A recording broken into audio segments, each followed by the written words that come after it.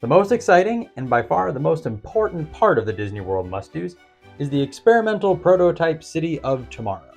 We call it Epcot. What's going on, everybody? I'm David, and this is our family's small shop, Mickey and Mandy. We're Disney adults that create custom bags, handmade home decor, and screen-printed shirts inspired by everybody's favorite magical theme parks. And this week, we're continuing on with the Disney World must-dos by taking a look at the must-do experiences over at Epcot. Starting off in its original concept days by Walt Disney, Epcot was meant to be an ever-evolving community where people could live, work, and play together. And over the years, that concept has evolved into a true celebration of mankind's achievements and the truly global community that we all share. With 4 main lands, it may not sound like a lot, but there is so much to do at Epcot. But as always, these are must-dos, so even though there is a lot to do, there is only a small handful of things that you simply must do.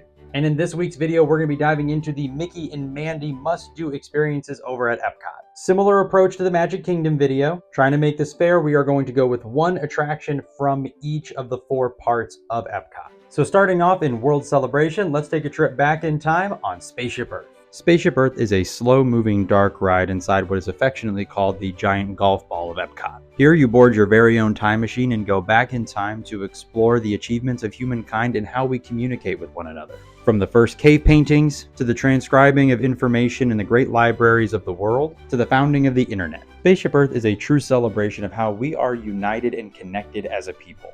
And this attraction also comes with a very fun game at the very end of the attraction where you get to create your very own vision of the future.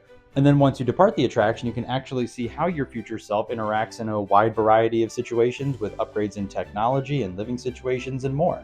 It's not a visit to Epcot if you don't check out Spaceship Earth, so be sure to check this out your next visit. Alright, now it's time to come back down to Earth a little bit. We're going to head over to World Nature for the next Mickey and Mandy Epcot must-do.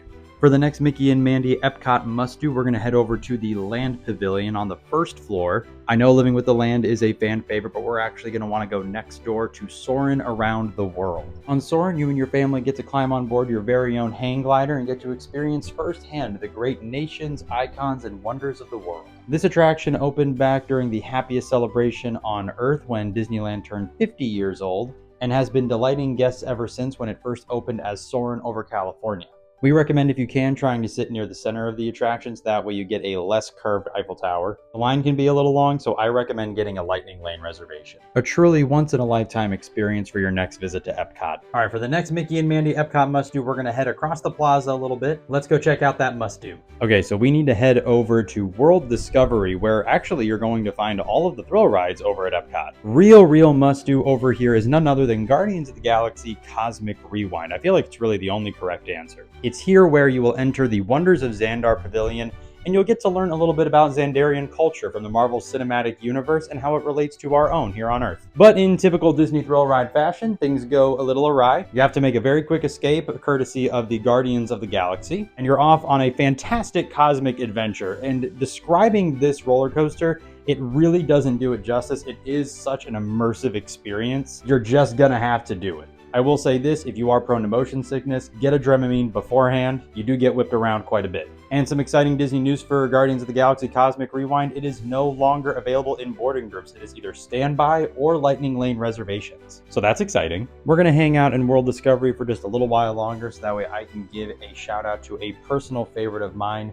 That would be none other than Test Track. On Test Track, you go through the rigorous process of automotive testing, and although at the time of recording it is currently closed for a lengthy refurbishment, it will be opening in late 2025 with a brand new coat of paint as Test Track 3.0. Pulling inspiration from its original attraction, World of Motion, I suspect that we're going to be getting a little bit of a mixture of the classic Test Track thrills with some Spaceship Earth, where we learn about humankind's achievements and how we get around with those classic Disney thrills. So although currently closed, make sure you check that out late 2025. And before I move on to the last Mickey and Mandy Epcot must-do, everybody, I do want to take a very quick opportunity to say, if you have not already, please go check out our family's small shop at mickeyandmandy.com. My mom makes handmade customizable bags like this Beauty and the Beast lunch tote here. My sister and I get to design screen-printed shirts. My dad makes handmade home decor. We have an absolute blast. Disney is our passion, and creating is what we love to do, and we want to create something magical for you, so be sure to check us out. That's mickeyandmandy.com.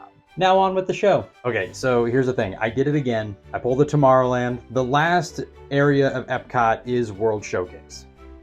but with 11 countries and countless snack and drink stands and attractions and shows and different ways to immerse yourself in those cultures, you can't pick one must-do out of the World Showcase. That wouldn't be fair. So I'm cheating again and saying that World Showcase in and of itself is a must-do. But I'm going to kind of give you some of the heavy hitters in World Showcase that we over here at Mickey and Mandy always find ourselves going back to hopefully narrow it down a little bit. All right, so for World Showcase, I am going to start off in Canada. That's right, I said it. I start in Canada. What you gonna do? And although a Mickey and Mandy favorite over here for sit-down dining is Le Cellier Steakhouse, I'm a simple guy, and I would rather just get my Moosehead Lager on draft from this happy little stand right outside of Le Cellier. And with your first drink, you can move right along to next door at the United Kingdom Pavilion.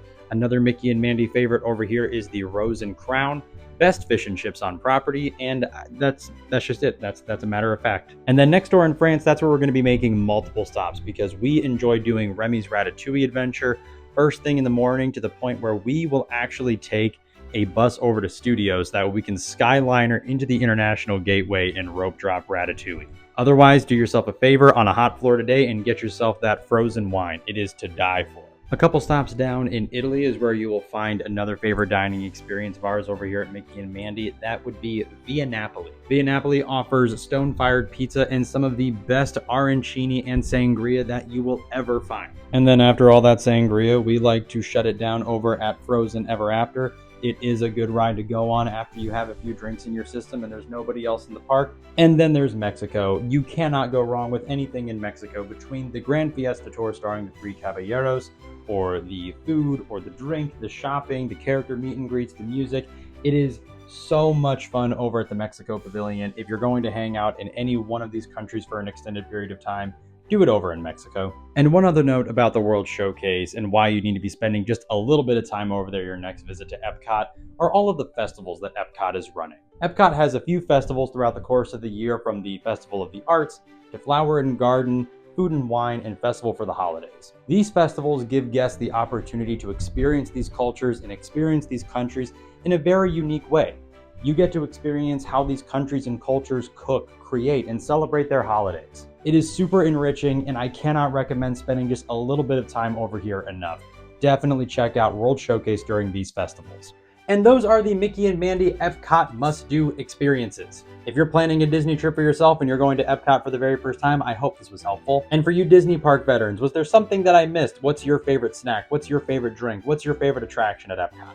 Let us know in the comments. And be sure, if you're not already, to hit that subscribe button. That way you don't miss out on any other future videos where we dive deep into some of the products that we have on our website, mickeyandmandy.com, or any future Disney Parks content. And be sure to follow us on TikTok, Instagram, and Threads. That way you don't miss out on any future sales that we're going to be running or any new product drops. And as always, we thank you guys very much for watching, and we'll see you real soon.